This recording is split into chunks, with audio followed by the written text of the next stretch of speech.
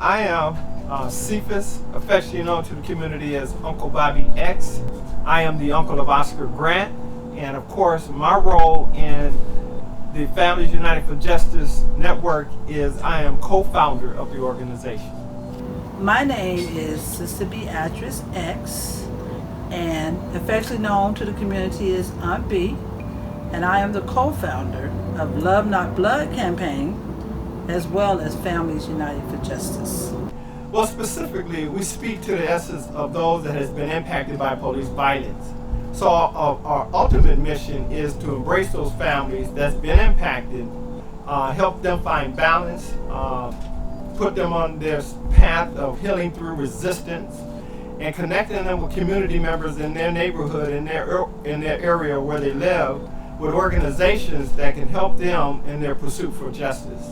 We help the community by trying to find ways to help the family heal from the trauma and the tragedy of losing a loved one by state-sponsored police. So we have like Healing Through Resistance. So we have comedy called Healing Through Resistance, where we have the comedians come. All our events are geared around families and what we can do to empower them to continue with their fight for justice. We help support the victim families by creating an atmosphere and a place and a space where they can come and unite and empower each other.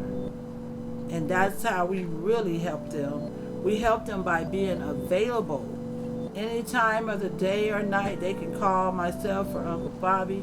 Uncle Bobby walks families through the steps of what happened right after your loved one. How do you get the police report? How do you bury your loved one? We do all that. We facilitate and help them with all that as best that we can. From the health side, we definitely want them to think about getting plenty of rest and sleep, and to not overthink and over worry, because this process is not swift. It's a long enduring marathon type race, and so families have to be patient. They have to understand that nothing's going to change overnight and that there is some hope at the end of the tunnel. When I reflect back on what happened to my nephew Oscar Grant on January 1st, 2009 at the Fruitvale BAR station, it was extremely impactful to me. Oscar being my first nephew, to me like a son. He was loved. Not only that, he was a father himself, a son, he was a grandson, he was an uncle, and then he was just a black young man really trying to make it in this world. But his murder on video was one of the most horrific, terrifying events that anyone could ever imagine seeing. The horror of that is forever etched in your memory because it could have been prevented. And it was from that idea of it could have been prevented that has propelled me to do what I can to make sure another family doesn't have to experience that egregious, painful pain of a loved one being murdered by rogue and violent police officers in our community.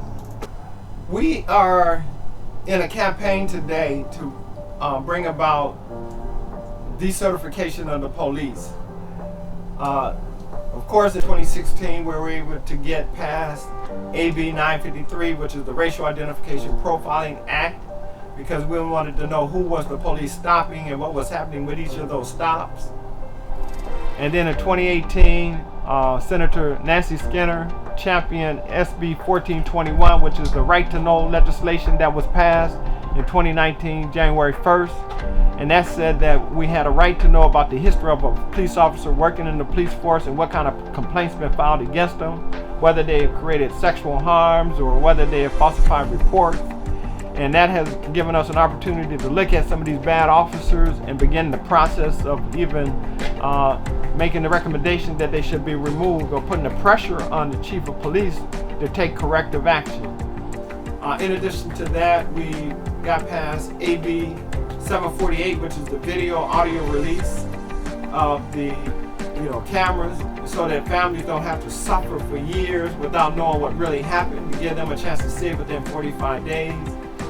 Then just last year, August 16th, Governor Galvin Newsom of the state of California signed into legislation AB 392, which is the California Act to Save Lives, which is the most strictest use of force legislation in the nation. You know, all that is important, all that is good. However, if we can't hold officers accountable for the wrongs they commit, they just go to another agency and they commit the same act. So we are now on this campaign for decertifying the police here in the state of California. 45 states in the United States have decertification methods or legislation in various degrees. Some states are stronger than others. We understand that. But our important thing is that police officers that kill in New York come to California, they get hired. That's because we haven't initiated the decertification process of police officers when they commit the wrong. Certification of police officers will keep them from being reemployed in another state under the guise, even under the guise of a new name, so that they can actually sadly go out and do what they did from the previous state they were working at or the agency they was working at. And so we believe decertification is part of the key to help get rid of bad police officers and to keep them out of the police force. Decertification will allow good police officers to be in the community. That's all it is. It's just a way to weed out bad police officers. And so I think that if people want society to change and you want to be living in peace, that you should help with this initiative, because really, no justice, no peace is not a slogan. It's going to be like that. Nobody's going to have peace until we get some justice. They can support Families United for Justice by going to Families United for Justice website.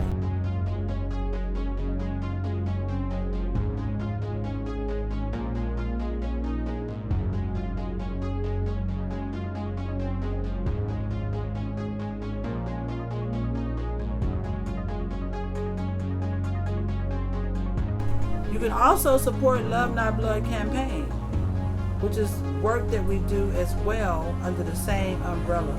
And so you could go to www.lovenotbloodcampaign.org. And let me tell you why. Because everything in this movement costs money. And guess what? We don't have no money, okay? Families don't have money after they loved ones. Some of them can't work no more. They're devastated, or they can't go.